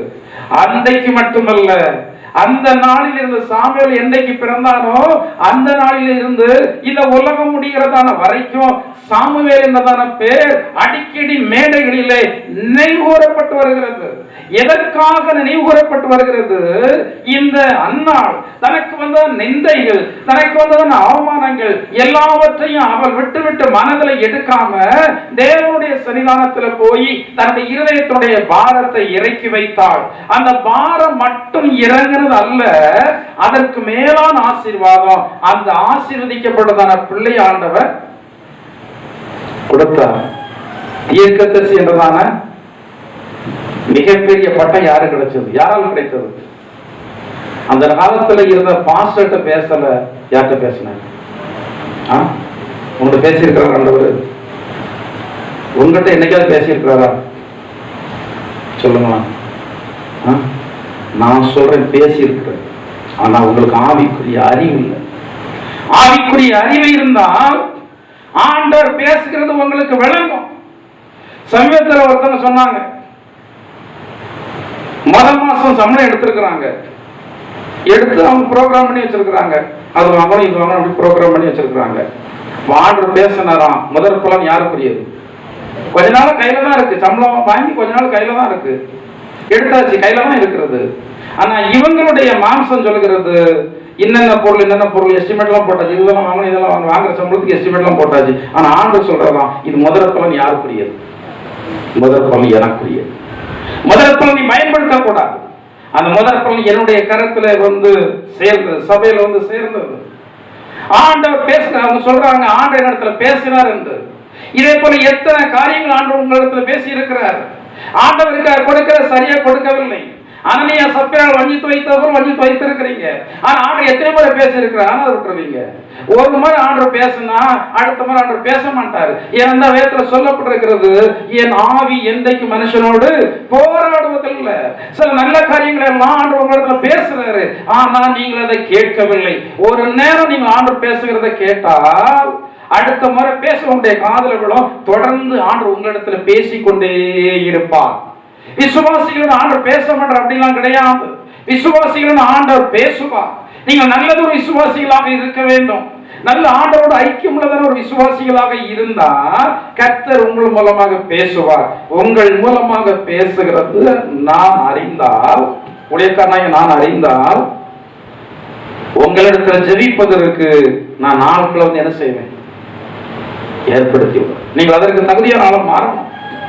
அதற்கு தகுதியான ஆளம் மாறணும். நீங்க நிறைய இடங்கள்ல ஜெபக்குழுக்கள் உண்டு. அந்த ஜெபக்குழுக்கு தலைமை தாங்குவதற்கு பாஸ்டர் வந்து ஆண்டவரால் ஏவப்பட்டு ஒரு தலைவரை நியமித்து இருப்பார்கள். அந்த தலைவர் எப்படிப்பட்டவர்களா இருப்பாங்க? தியாகம் உள்ளவங்களா இருப்பாங்க. அந்த தலைவர் எப்படிப்பட்டவர்களா இருப்பாங்க? தாழ்மையுள்ளவர்களா இருப்பாங்க. அந்த தலைவர் எப்படிப்பட்டவர்களா இருப்பாங்க? ஊழியத்தின் பேர்ல வாஞ்சவர்களா இருப்பாங்க. அந்த தலைவர் எப்படிப்பட்டவர்களா இருப்பாங்க? ஆத்துமாக்களை சபையில சேர்ப்பதில் அவர்கள் மிகவும் நாட்டமுடையவர்களாக இருப்பாங்க. அவர்கள் தான் சபையில் உள்ளதான பொறுப்புகளில் தலைவர்களாக நியமிக்கப்பட வேண்டியவர்கள். எடுத்த வேத பகுதியை கடந்து வருகிறேன். அப்ப நம்முடைய வாழ்க்கையில நிந்தைகள், அவமானங்கள், அநேக விதமான சண்டை சச்சரவுகள், இவைகள் தான் நம்முடைய வாழ்க்கையில் எதை கொண்டு வருகிறது? மேன்மை கொண்டு வருகிறது. நாம் ஆண்டவரை நெருங்கி சேர்வதற்கு அதுதான் நம்மளை தூண்டுகிறது. அந்த ரங்கத்தில் போய் ஜெபிப்பதற்கு அதுதான் நம்மளை என்ன செய்ய தூண்டுகிறது. நீ அந்த ரங்கத்துல ஜெபித்தால் ஆண்டவர் இயேசு உனக்கு எப்படி பலனளிப்பார்? வெளியரங்கமாய் பலனளிப்பார். ஆண்டவர் கொடுக்கிற பலனை தடை செய்ய எந்த சக்தியும் கிடையாது. நிறைய பேர் சொல்றாங்க, எனக்கு வர வேண்டிய ஆசீர்வாதத்தை அவங்க கெடுத்துட்டாங்க, இவங்க கெடுத்துட்டாங்க, ப்ரமோஷனை இவங்க கெடுத்துட்டாங்க, அவங்க கெடுத்துட்டாங்க, கிடைக்க வேண்டிய வேலையை அவங்க கெடுத்துட்டாங்க, இவங்க கெடுத்துட்டாங்க, வர வேண்டிய சம்பந்தத்தை கெடுத்து விட்டுட்டாங்க. ஆண்டவர் தருகிறது எதையுமே தடை பண்ணுவதற்கான சக்தி வானத்திலும் இல்லை, பூமியிலும் இல்லை. அவர் செய்தால் செய்வதுதான். உங்களையும் உங்களை போன்ற அநேக தேவனுடைய பிள்ளைகளையும் வளரவிடக் கூடாது, ஆசீர்வாதம் வரக்கூடாது, இவர்கள் நிம்மதியாக இருக்கக்கூடாது, இவர்கள் சுதந்திரமாக இருக்கக்கூடாதுன்னு சொல்லி உங்களோடு போராடினதான எத்தனையோ ஜனங்கள் உண்டு. எனக்கு தெரிந்த அநேகர் உண்டு. உங்களோடு போராடினதான அநேக சத்துருக்களை வேதம் சொல்லி இருக்கிறபடி உங்களோடு போராடினவர்களை நினைச்சு பார்த்துருக்கீங்களா? நான் நினைச்சு பார்ப்பேன். இவங்களோட போராடினவங்களை தேடி இன்னைக்கு காணல. நினைச்சா நீங்க அதை நினைச்சு என்ன செய்யணும்? ஆண்டவரை, ஆண்டவரே நீங்க எப்படிப்பட்ட தெய்வம், எங்களை எப்படி எவ்வளவு அனுபவிச்சிருக்கிறீங்க. விடாம துரத்துனாங்க, விடாம போராடினாங்க, வாழ விடக்கூடாது, உயர விடக்கூடாது, நிம்மதியை இருக்கக்கூடாது, போராடினாங்க. ஆனா ஆண்டவருடைய கரம் அவர்களை தடுத்து நிறுத்தினது. ஆண்டவர் தடுத்து நிறுத்துவார் என்றால் அதற்கு மேல சொல்வார்கள் அல்லவா, மன்னன் சொல்லுக்கு மறுசொல்லில் என்று சொல்லி நம்முடைய மன்னனாகிய நம்முடைய ராஜாவாகிய இயேசு கிறிஸ்துவுக்கு மிஞ்சினதான சக்தி எந்த மனுஷனிடத்திலும் வந்து என்ன செய்யாது, கிடையாது. அப்ப நம்முடைய வாழ்க்கையில அநேக வேலைகளிலே தாழ்வு வரத்தான் செய்கிறது. நாம் அதை சிந்திக்க வேண்டும். எடுத்த வேத பகுதி என்னவென்றால், நாம் தெரிந்து கொள்ள வேண்டியது என்ன? ஆண்டவர் இயேசு நம்மை அவருக்காக தெரிந்தெடுத்து வைத்திருக்கிறார். நாம் எதை தெரிந்து கொள்ள வேண்டும்? வாசிங்கிறது 1 நாளாகமத்துடைய புத்தகம் 3வது அதிகாரம் 13வது அதிகாரம் 3வது வசனத்தை வாசிங்க. 1 நாளாகமம் 13:3. நமது தேவனுடைய பெட்டியை திரும்ப நம்மிடத்திற்கு கொண்டு வருவோமாக. சவுலின் நாட்களில் அதை தேடாதே போனோம். கர்த்தருடைய நாமத்திற்கு மகிமை உண்டாவதாக. இந்த தாவீதுடைய ஆசீர்வாதம் தேவனுடைய உடன்படிக்கை பெட்டியை தேடுவதிலே வந்து இருந்தது. தேவனுடைய உடன்படிக்கை பெட்டி என்பது இஸ்ரவேல் ஜனங்களுக்கு மிக மிக முக்கியமானது. உடன்படிக்கை பெட்டி என்றால் தேவனுடைய வார்த்தை, உடன்படிக்கை பெட்டி என்றால் தேவனுடைய பிரமாணம். இந்த உடன்படிக்கை பெட்டிக்குள்ள இருக்கிறது தேவனுடைய வார்த்தைகள் எழுதி வைக்கப்பட்டிருக்கிறது. சவுலி நாட்களில் நாம் அதை தேடாமல், எத்தனை வருஷம் தேடல? தெரிஞ்சவங்க சொல்லுங்க. சவுலி நாட்களில் நாம் அதை தேடாமல் போனோம். இப்போ நம்ம அதை கட்டாயம் தேடணும். தாவீது சொல்றாரு, எத்தனை வருஷம் தேடல? 1 சாமுவேல் 7வது அதிகாரம் 2வது வசனத்தை வாசிங்க. 1 சாமுவேல் 7வது அதிகாரம் 2வது வசனத்தை வாசிங்க. பெட்டி கீரியாத் யாரீமிலே அநேக நாள் தங்கி இருந்தது. 20 வருஷம் அங்கேயே இருந்தது. 20 வருஷம் இந்த இஸ்ரவேல் ஜனங்கள் தேவனுடைய உடன்படிக்கை பெட்டியை தேடவே இல்லை. அதற்கு காரணம் யார் என்றால் சவுல் தான் காரணம். சவுல வந்து ஆண்டவர் எளிமையில இருந்துதான் வந்து உயர்த்தினார். சவுல் அவருடைய வாயால சொல்றாரு, என்னுடைய குடும்பம் எல்லாம் பெரிய குடும்பம் அல்ல, என்னுடைய குடும்பம் ரொம்ப எளிமையான குடும்பம். இந்த எளிமையான குடும்பமாக இருந்தபடினாலதான் இவர் ராஜாவால் அபிஷேகம் பண்ணினதற்கு பிறகும் இவன் ராஜா பதவி வேண்டாம் என்று சொல்லி எங்க போய் ஒழிச்சிருக்கிறான்? தளவாடங்கள் இருக்கிற யுத்த தளவாடங்கள் ஆயுதங்கள் இருக்கிறவன் இடத்துல ஒழித்து போய் இருக்கிறான். ஆனால் ஆண்டவருடைய உயர்வு அவனை தேடி பிடிச்சு கொண்டு வந்து ராஜாவாக மாற்றினார்.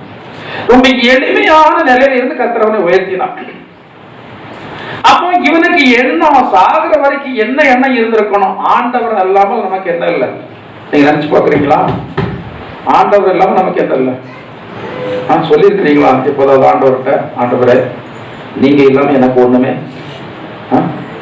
ஒண்ணுமே இல்லை ஆண்டவரே, எல்லாம் யாரு? யாக்கோபு சொன்னார் அல்லவா? ஆனா நேரடியா பார்க்கும்போது யாக்கோபுடைய உழைப்புன்னு சொல்லலாம். ஏன்னா அவரு மழையிலையும் வெயிலையும் பனியிலையும் கிடந்தா வேலை பார்த்தார். நேரடியா பார்க்கும்போது என்னுடைய உழைப்புன்னு அவர் சொல்லலாம், அவ்வளவு பாடுபட்டார் அவர். ஆனா அவர் சொல்றாரு, இதுக்கு எல்லாம் நான் எவ்வளவு வேணும் பார்த்த நல்ல, நான் வெறுங்கையா தான் போனேன். போகும்போது அவனுக்கு நம்பிக்கையே கிடையாது. திரும்ப தன் நாட்டுக்கு வருவோம் நம்பிக்கை இல்லை, நாம் ஆசீர்வதிக்கப்படும் நம்பிக்கை இல்லை. ஆனா அந்த நம்பிக்கை இல்லாத நிலையிலையும் அவர் வந்து என்ன செய்யறாரு? ஜெபம் பண்றாரு. நம்பிக்கை இல்லாத நிலையில அவர் ஜெபம் பண்றாரு. இந்த ஜெபம் மட்டும் பண்ணிக்கொண்டு இருக்கவில்லை. இன்னைக்கு நிறைய பேர் இருக்கிறாங்க, ஒன்லி என்ன மட்டும்தான். சில மனைவிமார் இருக்காங்க, மாப்பிள்ளைக்கு செய்ய வேண்டிய எந்த கடமையும் செய்ய மாட்டாங்க. என்னதுதான் ஜெபம். மாப்பிள்ளை செய்ய வேண்டிய எந்த கடமையும் செய்ய மாட்டாங்க. மாஸ்டர் ஊழியத்துக்கு வர சொன்ன உடனே நம்ம பெண்களை ஊழியத்துக்கு அப்படி கூப்பிடுறது இல்லை. உடனே எங்க போயிடுவாங்க? ஊழியம் தான் முக்கியம், எனக்கு யாரும் முக்கியம் இல்லை, மாப்பிள்ளை முக்கியம் இல்லை. எதற்கு ஒரு குடும்பத்தில் வச்சிருக்கிறார்? எதற்கு பிள்ளைகள் வந்து உங்களுக்கு தந்திருக்கிறார்? நீங்க அவர்களுக்கு செய்ய வேண்டிய பணிவிடைகள் கடமைகள் எல்லாம் கரெக்டா வந்து என்ன செய்யணும். செய்யறது ரொம்ப கஷ்டமா தான் இருக்கும். நீங்க அந்த பணிவிடையை செய்தா ஆண்டவர் உங்களை பார்த்து வந்து உங்களை பரிதாபப்பட்டு என்ன செய்வார்? ஆசீர்வதிப்பா. ஊழியம் முக்கியம்தான். ஆனா முதலாவது உங்களுக்கு தந்திருக்கிறதான குடும்ப பொறுப்பை நீங்கள் சரியாக வந்து செய்யணும். அதை செய்துட்டு அதன் மத்தியில நீங்கள் கொஞ்சம் கஷ்டம் இருந்தாலும் அந்த கஷ்டத்தோடு ஊழியத்தை செய்தால் ஆண்டவர் என்ன செய்வார்? ஆசீர்வதிப்பார். படிக்கிற பையங்க சிலர் இருக்காங்க, படிக்க மாட்டாங்க. ஆண்டவர் எனக்கு மார்க் சொல்றார், அவங்க சொல்றாங்க ஒரு பொருத்தனை ஒரு ஜபம், ஆனா படிக்க மாட்டேன். அங்க போன உடனே எனக்கு தெரிஞ்ச கல்வியா வரணும், அது நடக்கக்கூடிய கதையா? யாக்கோபு சொல்றாரு, ஆண்டவர் என் கை பிரயாசத்தை பார்த்து. உங்களுக்கு படிப்பு வரல, ஆனா படிக்கிறீங்க. சில பிள்ளைகள் உண்டு படிப்பு வராது, ஆனா முட்டி படிக்கிறாங்க. அப்ப இந்த பிரயாசத்தை யார் பார்க்கிறா? இந்த பிரயாசத்தை ஆண்டவர் பார்க்கிறார். இவங்க படிச்சதெல்லாம் மறந்து போய் விடுகிறது சீக்கிரத்துல. ஆனால் இவர்கள் முட்டி படிச்சுட்டு அப்ப ஜோமனிக்கு போறாங்க. அங்க போனதற்கு பிறகுதான் இவர்களுக்கு ஆண்டவர் ஞாபகத்தில் வந்து என்ன கொண்டு வர. நாம செய்ய வேண்டியதை நாம செய்யணும், ஆண்டவர் செய்ய வேண்டியதை ஆண்டவர் செய்வார். நாம் செய்ய வேண்டியதை நாம் செய்யாம இருந்து விட்டு ஆண்டவர் எனக்கு படிப்பை தரட்டும், ஆண்டவர் எனக்கு வேலையை தரட்டும், ஆண்டவர் எனக்கு பொருளாதாரத்தை தரட்டும், ஆண்டவருடைய கடன் பாரத்தை மாற்றட்டும். எப்படி மாறும்? நீங்க செய்ய வேண்டியது செய்கிறீங்களா? நல்ல வேலை கிடைக்கணும், என்ன முயற்சி பண்ணீங்க? இத்தனை வருஷமா கடனாளியா இருக்கிறோம், என்ன முயற்சி பண்ணீங்க? கடன் அடைக்கிறதுக்கு ஏதாவது முயற்சி பண்ணீங்களா? கடன்காரா இருக்கிறவங்க கேட்கிறேன், ஏதாவது முயற்சி பண்ணீங்களா? இல்ல. ஒரு வீடு வேணும், முயற்சி பண்ணீங்களா? ஒரு வீடு எப்படியாவது வேணும், அதுக்கு நான் முயற்சி பண்ணீங்களா? சரி, ஒரு குடும்பமாக இருக்கிறோம், நமக்கு ஒரு வயல் வேணும், ஏதாவது முயற்சி பண்ணீங்களா? ஒண்ணுமே இல்லை, ஒரு முயற்சியும் கிடையாது. சும்மா ஜெபம் மட்டும் பண்ணி கொண்டு இருந்தா எப்படி காரியங்கள் வந்து நடக்கும்? ஆண்டவர் சொல்றதான காரியத்தை நீங்கள் செய்ய வேண்டும் அல்லவா? யாக்கோபு அவ்வளவு கடின உழைச்சிட்டு தான் அவன் சொல்றான், அவன் அறிக்கை செய்கிறான், நான் வெறுமையாக போனேன். இந்த 2 பரிவாரங்களையும் தந்தது யாருதான்? ஆண்டவர் தான். உழைச்ச உடனே முன்னேறி விட முடியாது, தப்பா நினைச்சிடாதங்க. உழைச்ச உடனே முன்னேறிட முடியாது. அந்த உழைப்புல யாருடைய ஆசீர்வாதம் இருக்கும்? கர்த்தருடைய ஆசீர்வாதம் இருக்கும். நல்ல சாப்பிட்ட உடனே தடகாத்திரமா இருந்து விட முடியாது. உங்களுடைய சரீர பலத்துல யாரு ஒத்துழைப்பா இருக்கும்? அந்த ஒத்துழைப்பா இருக்கும். மருத்துவமனைக்கு போன உடனே உயிர் பிழைச்சிட முடியாது. நல்லா போனவங்கள, நல்ல கண்ணா போனவங்கள குருட்டு கண்ணா ஆக்குறதுன்னு ஆஸ்பத்திரிலாம் உண்டு. ஆமா, வலது கண்ணை பண்ணதுக்கு இடது கண்ணை பண்ணதான ஆஸ்பத்திரிலாம் உண்டு. நான் ஜோக்குக்கு சொல்லல, உண்மைதான், அதெல்லாம் உண்டு. உலகத்துல இருக்கிற வரைக்கும் டாக்டர் நம்பி தான் போக வேண்டியது இருக்கு. அந்த டாக்டர் நல்ல டாக்டரா படிச்சு வந்தானா, காசுக்கு வந்தானா, இவருக்கு மருத்துவம் பண்ண தெரியுமா? யாருக்கு தெரியும்? தெரியுமா? தெரியுமா? ஆனா எப்படிதான் போறோம்? நம்பிதான் போறோம். டாக்டர் இடத்துல வழி நடத்துகிறது கூட ஆண்டவர் வழி நடத்தினாதான் உங்க உயிர் பிழைக்கும். இல்ல நல்ல ஆளா போவீங்க, அப்புறம் அங்க இருந்து பாடியா வர வேண்டியதாயிரும். நல்ல ஆளா போவீங்க, கண்ணு தெரியாம போயிடும். நிறைய இடங்கள் வந்து அப்படி நடக்கிறது. ஏனென்றால் மனுஷன் குறைவுள்ளவன். மனிதனுடைய திறமை சில வேலைகளில அவர்களுக்கு உதவாம போயிடும். பைபிள்ல சொல்லப்பட்டிருக்கிறது, அறிவுள்ளவருடைய அறிவெல்லாம் அவர்களுக்கு உதவாமல் வந்து என்ன செய்து போயிட்டு அவருடைய ஞானம் எல்லாம் மூழ்கி போய்விட்டது. சொல்லப்பட்டிருக்கிறது. கடல்ல யாத்திரை பண்ணி தொழில் செய்யறாங்க, அங்க ஆபத்துகள் வரும்போது இவருடைய ஞானம் எல்லாம் மூழ்கி போச்சான். ஆனா ஆண்டவரை தேடினாங்க, ஆண்டு அவர்களை கரையில கொண்டு வந்து சேர்த்தான்னு பைபிள்ல சொல்லப்பட்டிருக்கிறது. நமக்கு இருக்கிறதான எல்லாம் யார் தந்தது? சொல்லுங்களா, இங்கேயாவது சொல்லுங்களா, வெளியே சொல்லுங்க, இங்கேயாவது சொல்லுங்களா, யார் தந்தது? வேலை யார் தந்தது? வேலை செய்ய சொல்றது தந்தது யார்?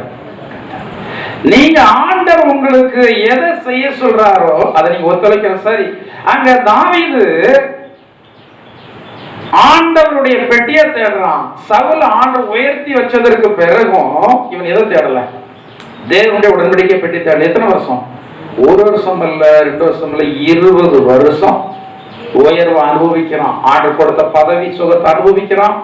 ஆண்டவர் கொடுத்ததான பொருளாதாரத்தை அனுபவிக்கிறான். இவன் ரொம்ப ஒரு தற்பெருமை உள்ளதான ஒரு மனுஷனாக நடந்துகிட்டே வந்து வரலாம். எல்லாவற்றையும் யார் பார்க்கிறாங்க? தாவீது ஆண்டு ரொம்ப நேசிக்க காரணம் என்ன தெரியுமா? நம்ம சில வேளைக்கு நம்ம நினைப்போம், தாவீது எவ்வளவு மோசமானவன் தான். நல்லவன் சொல்வதற்கு இல்லை, அவனுடைய கேரக்டரை பார்த்த மோசமானவன். ஆனால் தேவனுடைய அன்புக்கு பாத்திரமாக அவன் அநேக முக்கியமான வேளையில நடந்து கொண்டான். 20 வருஷமா சவுல் எங்க போன அந்த பெட்டியை தேடாம, 20 வருஷமாக சவுல் தேடவில்லை. தாவீதை ராஜாவாக மாற்றின உடனே, இவனுடைய ராஜாங்கம் பலப்பட்ட உடனே இந்த தாவீது செய்ததான காரியம், தேவனுடைய உடன்படிக்கை பெட்டியை தெரிந்து கொண்டான். தேவனுடைய உடன்படிக்கை பெட்டி என்பது தேவனுடைய வார்த்தை, தேவனுடைய வசனம். உங்களை ஆண்டவர் ஆசீர்வதித்ததற்கு பிறகு நீங்கள் தேவனுடைய வார்த்தையை தேடணும், தேவனுடைய வார்த்தையை வந்து நம்பணும், தேவனுடைய வார்த்தையை வாசிக்கணும், தேவனுடைய வார்த்தையை கை கொள்ளணும். இந்த தேவனுடைய வார்த்தையை மேன்மையாக எண்ணணும். இன்னைக்கு தேவனுடைய வார்த்தையை மேன்மையாக எண்ணுகிறோம் என்று சொல்லி அநேக வாகனத்தில் எழுதி வச்சிருப்பாங்க, வீட்டில் எழுதி போட்டிருப்பாங்க. ஆனா ஆண்டவர் என்ன சொல்றாருன்னா, மற்ற இடத்துல எழுதுறதை விட எங்க எழுதுங்கன்னு சொல்றாரு, இருதயத்துல எழுதுங்கன்னு சொல்றாரு. நீங்க வெளியே எழுதி போடுறதெல்லாம் மற்றவர்களுக்கு பயன்படும். வீட்டுல எழுதி போட்டு நம்ம காம்பவுண்ட் எழுதி போட்டா யாராவது வாசிக்கிறவங்களுக்கு பயன்படும். உங்க வாகனத்தில் எழுதி போட்டிருந்தா வாசிக்கிறவங்க. ஆனா உங்களுடைய இருதயத்தில் எழுதி போட்டிருந்தா அது யாருக்கு பயன்படும்? யாருக்கு பயன்படும்? உங்களுக்கு பயன்படும். உங்க வீட்டுல எழுதி போட்டிருக்கிறத பார்த்தாலும் சாத்தான் பயப்பட மாட்டான். உங்க இருதயத்துல தேவனுடைய வார்த்தை இருக்குமானால் சாத்தான் நிச்சயமாக வந்து பயப்படுவான். ஆண்டவர் இயேசு கிறிஸ்துவிடத்துல அந்த சோதனை நாட்களிலே சாத்தான் வரும்போது அந்த 3 வேளையும் தேவன் அந்த வார்த்தையுடைய இருதயத்தில் வைத்திருந்தபடியினால் அந்த வார்த்தையை வைத்துதான் அங்கே சாத்தானை வந்து என்ன செய்தார்? மேற்கொண்டார். அப்ப இந்த தாவீது தேவனுடைய உடன்படிக்கை பற்றி வந்து என்ன செய்தான்? தேடுனானே. இங்க 2 சாமுவேல் 6வது அதிகாரத்தை நீங்க வீட்டுல போய் முழுமையாக வந்து வாசித்து பாருங்க. தேவன் உடன்படிக்கை பற்றி அவன் தேடினது ரொம்ப ஒரு மகிழ்ச்சியான காரியம். ஆனா இந்த தேவனுடைய உடன்படிக்கை பற்றி எப்படி கொண்டு போகணும், எப்படி கொண்டு போகணும்? பொது வண்டியில தான் ஏத்தனான்னு பைபிள்ல சொல்லியிருக்கு. முக்கியமான 2 பேரை தான் அதை நடத்துவதற்கு வச்சிருந்தான்னு சொல்லியிருக்கு. அந்த தேவனுடைய பிரமாணம் என்ன சொல்லுதோ அதை வந்து என்ன செய்யலாம்? சந்தோஷமான நேரம், நிறைய நேரம் சந்தோஷமான நேரத்துல பிரமாணம் என்ன சொல்லுது நம்ம மறந்து விடுகிறோம் அல்லவா? வீடு பால் காய்க்கிறோம், சந்தோஷமான நேரம் என்ன செய்யணும்? மறந்து விடுகிறோம். திருமண நேரம் சந்தோஷமான நேரம் என்ன செய்யணும்? மறந்து விடுகிறோம். நாம மறந்துட்டு நாமே நமக்குள் யூகித்ததான ஒரு காரியத்தை செய்யறது போல இந்த தாவீது இவனே ஒரு தீர்மானம் பண்ணி ஒரு புது வண்டி, ஏனென்றால் இது தேவனுடைய பெட்டி வருது, எனவே ஒரு புது வண்டியாக இருக்கணும் அப்படின்னு சொல்லி ஒரு புது வண்டி, புதிய மாடு இவைகளை வைத்து பெட்டிய ரதத்தின் மேல் ஏற்றி என்ன செய்து போறான், வண்டியின் மேல் ஏற்றி கொண்டு போறான். கொண்டு போற வழியில மாடு கொஞ்சம் என்ன செய்யுது, மிரண்டு பெட்டி அசைஞ்சு கீழே விழுகிற மாதிரி ஆச்சு. கீழே விழுகிற மாதிரி ஆனவொடனே யார் பிடிச்சா? ஊச செய்த நல்ல காரியம் தான், தப்பான காரியம்லாம் இல்லை. அப்போ நல்ல காரியம் ஏன் ஆண்டவர் அடிச்சாரு? ஏன் அடிச்சாரு? ஏன் அவ்வளவு அன்புள்ள தெய்வம் ஏன் அடிச்சாரு? ஆண்டவர் அன்புள்ள தெய்வம் தான், அதே வேளையில அவர் நீதி நியாயம் தவறாத தெய்வம். இந்த பெட்டியை எப்படி கொண்டு போனோம்னு அவர் நீதி பொதுவில வகுத்து வச்சிருக்கிறாரு. இவைகள சேருகிறதால அந்நியன் கொலை செய்யப்படக்கணும்னு வேதத்துல சொல்லி இருக்கு. இந்த தாவீது பெட்டியை கொண்டு போகணும்னு நினைக்கும் போது இந்த நியாயங்களை யாரிடத்துல கேட்டிருக்கணும்? அந்த நாட்கள்ல இருந்ததான்னு தேவனுடைய பிரமாணம் தெரிந்தவர்கிட்ட கேட்டிருக்கணும். இவன் கேட்காதபடி இவனாக நம் மதிப்பா கொண்டு போகணும் போனா, ஆனா மதிப்பா போன இடத்துல பெரிய ஒரு தேவ கோபம் அங்க என்ன விழுந்தது? கோபத்துல அடி விழுந்தது. என்ன செஞ்சிட்டான்? சில சொல்லுங்களா, செத்து போயிட்டாங்களே, எப்படி கொஞ்சம் உயிர் கிடக்கிறத கூட பரவாயில்லையே, மனசு கொஞ்சம் ஆறிடுமே, கொஞ்சம் ஊனமா இருந்திருந்தா கூட பரவாயில்லையே, இப்படி செத்து போயிட்டாங்களே அப்படிலாம் சொல்லுவாங்க அல்லவா? அந்த காலத்துல எல்லாரும் அப்படிதான் சொல்லியிருப்பாங்க. இந்த ஆண்டவர் இந்த ஊசா ஒரே அடி அடிச்சு என்ன செய்தாரு?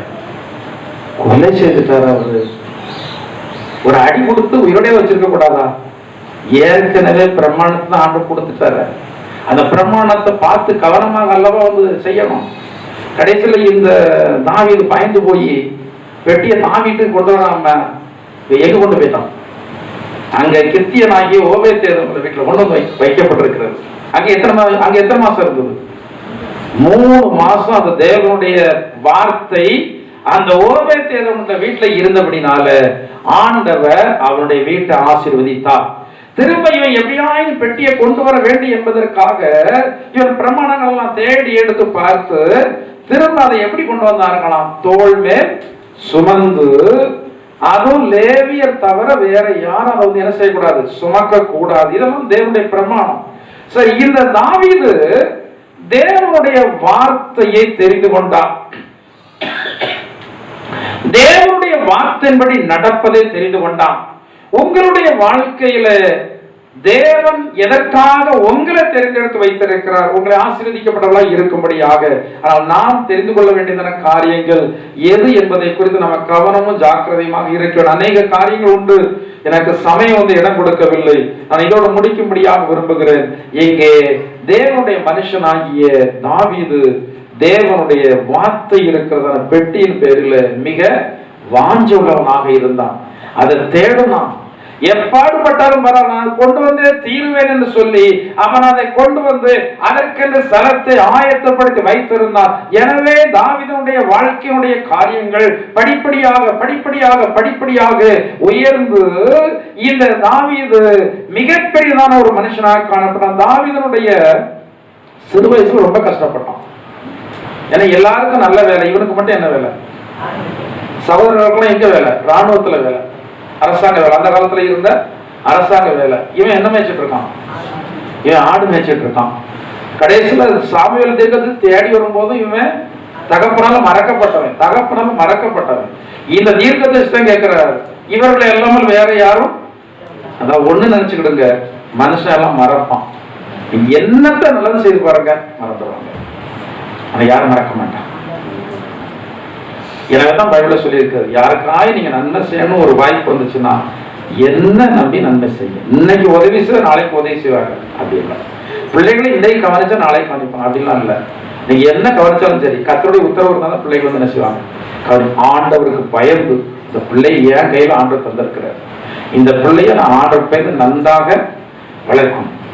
என் பிள்ளை நல்லா வளர்க்கணும், நல்லா படிக்க வைக்கணும், நல்லா வேலையை எடுத்து கொடுக்கணும். இதெல்லாம் யாருக்கு பயந்து? ஆண்டவர் இப்படிலாம் செய்தாதான் கவனிப்பார்கள் என்று சொல்லி நீங்க நினைத்தால் எத்தனையோ பிள்ளைகள் என்ன செய்யறது இல்லை, கவனிக்கிறது இல்லை. நன்றாக பெற்றோர்கள் கவனிச்சிருக்கிறாங்க, ஆனா பிள்ளைகள் கவனிக்கிறது இல்லை. அவர்கள் பெற்றோர்கள் இந்த பிள்ளைகளை நம்பி செய்திருக்கலாம். ஆனா வேதத்துல சொல்லப்பட்டிருக்கிறது, கர்த்தரை நம்பி நன்மை செய், ஆண்டவர் எனக்கு உதவி செய்வார். எனவே ஆண்டவர் எனக்கு தந்திருக்கிற கடமை இது. என் பிள்ளையை நன்றாக வளர்க்க வேண்டிய கடமை இது. என் பிள்ளையை நன்றாக உடுத்து வைக்க வேண்டியது என்னுடைய கடமை. என் பிள்ளைக்கு நன்றாக ஆகாரத்தை கொடுக்க வேண்டியது என்னுடைய கடமை. நன்றாக படிக்க வைக்க வேண்டிய என்னுடைய கடமை. நல்ல வேலை எடுத்து கொடுக்க வேண்டும். இதெல்லாம் இது உங்களுடைய கடமை. ஆண்டவர் உங்களுக்கு நியமித்த கடமை என்று சொல்லி செய்யுங்கள். நிச்சயமாக ஆண்டவர் உங்களை கைவிடவே. தாவீது மரண நாள் வரைக்கும் கைவிடப்படல. ஒரு இடையில் ஜோன்றார், ஆண்டவரே முதிர் வயதுல என்ன கைவிடாது இருக்கணும். என்னுடைய பலன் ஒடுங்கும் போது என்னை கைவிடாமல் இருக்கும். முதிர் வயதுல என்னை விட்டு விடாமலும் என்னுடைய பலன் ஒடுங்கும் போது என்னை கைவிடாமல் இருப்பீராக ஜோமன்னா கைவிட்டாரா? கைவிடவே இல்லை. நல்ல பூர்ண வயசுல பிராணம் போய் மறித்து ராஜாக்களுடைய கல்லறையில, அதாவது அவ்வளவு யுத்தம் பண்ணதான் நம்ம மனுஷன் சத்துருக்களால தோற்கடிக்கப்படாம பூர்ண ஆயுசு வரைக்கும் இருந்து அவன் மறித்ததான் அது மிகப்பெரிய அற்புதம், அது மிகப்பெரிய அதிசயம். அதெல்லாம் ஏனென்றால் இவ்விதமாக யுத்தம் பண்ணதான எந்த ராஜாவும் ரொம்ப நாள் உயிரோடு இல்லை. இவன் கடைசி வரைக்கும் உயிரோடு இருப்பதற்கான காரணம், இவன் ராஜாவாக மாறின முதலாவது செய்தது தேவனுடைய வார்த்தை. இவன் தேடினான், அந்த வார்த்தையினுடைய நடப்பதற்கு தன்னை ஒப்பு கொடுத்தான். கர்த்தர் இந்த வார்த்தைகளை ஆசீர்வதிப்பாராக. இந்த தாவீதுடைய வாழ்க்கையில தாவீது தேவனுடைய வார்த்தையை தெரிந்து கொண்டது போல நாமும் தேவனுடைய வார்த்தையை தெரிந்து கொள்ள நம்மை ஒப்பு கொடுப்போம். நம்முடைய வாழ்க்கையை கர்த்தர் ஆசீர்வதிப்பார். ஹல்லேலூயா. கர்த்தாவே நாங்கள் நன்றியோடு ஸ்தோத்திரிக்கிறோம். ஹல்லேலூயா. கர்த்தாவே உம்முடைய வார்த்தையை தேடினதான தாவீது ஆசீர்வதிக்கப்பட்டார். ஆண்டவரே எங்களையும் உம்முடைய வார்த்தையின் மூலமாக நீங்கள் ஆசீர்வதிக்கிறவராக இருக்கிறீர். ஆண்டவரே நாங்கள் இவ்வளவு நாட்களும் உம்முடைய வார்த்தை நாங்கள் தேடாமல் இருந்திருக்கலாம். ஆண்டவரே எங்களை மன்னித்து வரப்போகிற நாட்களிலே கர்த்தாவே தாவீது உடன்படிக்கை பெட்டினதை தேடினது போல நாங்கள் உம்முடைய வார்த்தைகளை தேடு, உம்முடைய வார்த்தைகளை பத்திரப்படுத்த, உம்முடைய வார்த்தைகளை மேன்மைப்படுத்த கர்த்தர் எங்கள் ஒவ்வொருவருக்கு கிருபை தாருங்க. இதற்கான அபிஷேகத்தினுடைய வல்லமையினால் உம்முடைய பிள்ளைகள் ஒவ்வொருவரையும் நிரப்ப வேண்டுமாறு ஜெபிக்கிறோம். ஆண்டவரே கர்த்தாவே நாங்கள் நன்றியோடு சோத்திரிக்கிறோம். எங்களை மிகவும் அதிகமாக நேசித்தபடி நடத்துகிற அன்பின் பரலோக பிதாவே நல்ல இயேசுவே, இந்த வாரத்தில் உம்முடைய திரு சன்னிதானத்திலே கடந்து வந்து ஜீவனுள்ள தேவனாகிய உம்மை ஆவியோடு உண்மையோடு ஆராதிக்க எங்களுக்கு கிருபை தந்து உம்மை நாங்கள் நன்றியோடு சோத்திரிக்கிறோம். ஆண்டவரே நீங்கள் எங்களுக்கு இந்த நாளிலே தந்த உங்களுடைய வார்த்தையின்படி நாங்கள் சோத்திரம். ஆண்டவரே தேவனுடைய பிரமாணங்களின் பேரிலே வார்த்தையின் பேரிலே நாங்கள் மிகவும் வாஞ்சோளவர்களாக இருக்கு இவை நாங்கள் அதிகமாக தேடி நாடத்தக்கதாக எங்கள் ஒவ்வொருவருக்கு கர்த்தர் கிருபை தாருங்க. ஆண்டவரே வந்திருக்கிற எல்லாரையும் ஆசீர்வதிப்பீராக. வராத ஜனங்களை வர நாட்கள் அழைத்து வாருங்க. சமீபத்தில் தூரத்தில் இந்தியாவில் பல மாநிலங்களிலும் வெளிநாடுகளில் எங்களோட ஐக்கியப்பட்டிருக்கிற ஜனங்கள் உண்டு. அவர்கள் இருக்கிறவனிடத்தில் நம்முடைய கிருபை தாங்கட்டும். கொடிய வியாதிகளுக்கு எங்கள் எல்லாரையும் விலைக்கு காத்துக் கொள்ளுங்க. பொல்லாத மனிதர்கள் செய்கிறதன் எல்லா சதி செயல்களுக்கும் எங்கள் எல்லாரையும் விலைக்கு காத்துக் கொள்ளுங்க. சத்துடைய கனிகளுக்கு எல்லாம் எங்களை விலைக்கு காத்துக் கொள்ளுங்க. எங்களுடைய போக்குவரத்து பிரயாணங்களில ஆபத்துகள் தீமைகள் வராதபடி எங்களை எல்லாரையும் விலைக்கு காத்துக் கொள்ள வேண்டுமாறு ஜெபிக்கிறோம். ஆண்டவரே வருகை தாமதிக்குமானால் மறுபடியும் ஒரு முறை கூட உங்க சன்னிதானத்திலே கடந்து ஆராதிக்க கிருபை தாருங்க. வருகை இருக்குமானால் எதிர்கொண்டு வரத்தக்கதான பரிசுத்த ஜீவியத்தையும் நல்ல நடக்கையும் தந்து தேவன் நாமே வழி நடத்தி அருள வேண்டுமாறு இயேசுவின் நாமத்தால் ஜெபிக்கிறோம். ஜீவனுள்ள பிதாவே ஆமென். உட்கார